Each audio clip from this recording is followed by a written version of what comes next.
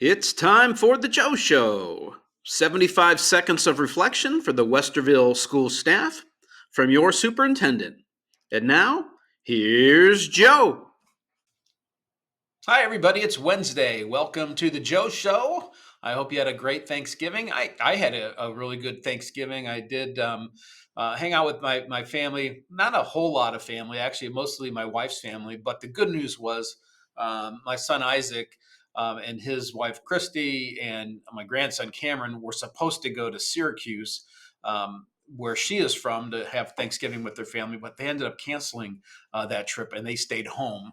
So I got to hang out with my grandson on Thanksgiving, and then a couple days later, when we went over to babysit while they hung their Christmas lights, and it's just fun. He's 11 months old now, and he's getting to that just really fun age.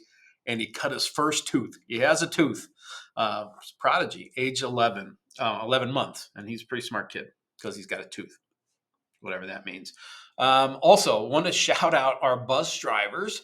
Right before Thanksgiving break, I went to the North High School Band Boosters Bingo Night and sat with four tables of bus drivers. And I'm going to tell you what: if you ever want to have a good time, go to bingo with bus drivers. We laughed all night long. We didn't win a thing, but we had a whole lot of fun. So Thanksgiving got me thinking. It's December. In a couple of days, December starts, and the holidays are upon us. And December is one of those months that it just seems like it is incredibly packed with stuff. There's so much to do. We're preparing for the holidays. There's all these events here at school. We've got to go shopping. We got to cook. We got to visit. We got to send cards. All the stuff that we've got to do that it's so easy to get wrapped up in doing so much stuff that we lose sight of the whole month and we don't take time to enjoy it. So I'm going to give you really two little things to think about this week. And the first is this: in December, just remember to breathe. Take a breath, relax. You do not have to be busy all the time. Don't let all the stuff you have to do prevents you from enjoying time with family and friends and holidays and all of that kind of thing. Breathe. Don't get overwhelmed with all the stuff that happens. Take time for yourself. Take a breath. And then the other thing I thought about actually came from Roderick Watson. Roderick, of course, is the new assistant principal at South High School, and I was over at South today walking around and bumped into Roderick, and we were talking about our Thanksgivings. And he comes from a huge family, and I come from a huge family, and we were talking about really the blessings that come with being part of a big family. And he said something that really struck me, and he's like, it's times like this when I'm so joyful for the time I'm spending with my family that I really think about those folks that don't have family,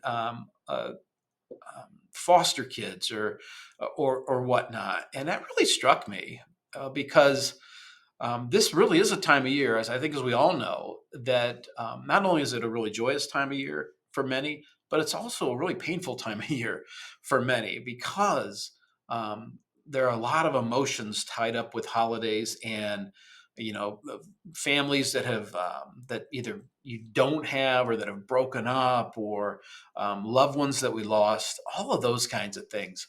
So I don't mean to be the downer as we're talking about this great season that we're entering, but just please also just keep in mind students and your colleagues who just might not be having the joy that you might be having, right? Everybody's got something they're dealing with that we don't know about. You've all heard that saying, and it's true, especially at the holidays. So just be aware, as you're getting ready for the winter break coming up and all the stuff that comes with December, to think about and just look for signs in kids and friends and colleagues and your workmates that lead you to believe that they just need a friend too. They need somebody to talk to. They need somebody to spend some time with, and just try to make that effort if you could. So those are my two thoughts. Take a breath, and and be aware of the folks around you who might not be having the joyous time that a lot of us are. So let's do a contest. How about that? I used to, believe this or not, I used to do community theater, where and it's absolutely true, and there's probably videos of it somewhere on the interweb. Singing and dancing at a little local theater in Greene, Ohio, that my boys were involved with, and I was involved with. And I'm going to tell you about the most embarrassing moment I ever had. We were doing a show, and I had a solo. I was singing "The Devil Went Down to Georgia." If you remember that song, "The Devil Went Down to Georgia. He was looking for a soul to steal." Remember that one? Well, I'm on stage by myself. Well, I'm not by myself. I've got these dancers who are dancing to the song. And there's another kid on stage who's pretending to play the fiddle while I'm singing the song. And I'm singing the song, and I got to the first verse, and my mind went blank. I did not remember a single word. There's an audience full of people who actually paid money to come in and see the show, and I could not remember the words. And what made it even worse than not remembering the words was I didn't just stop. I just made noises out of my mouth. So it was, "Oh, the devil went down to Georgia. Blah, blah, blah, blah, blah." I just made noises. I have no idea what I was doing. It was horrible. And like 30 seconds later, I remembered where I was supposed to be, and I picked it up. And it was so embarrassing. I'm embarrassed thinking about it today. I'm embarrassed telling you. And for the following shows, I wrote the lyrics on my hand in case I forgot. So, what's your most embarrassing moment? Do you have something that happened to you that was really embarrassing? If so, let me know. Shoot me an email by midnight tonight, and I'm going to throw your name in a hat.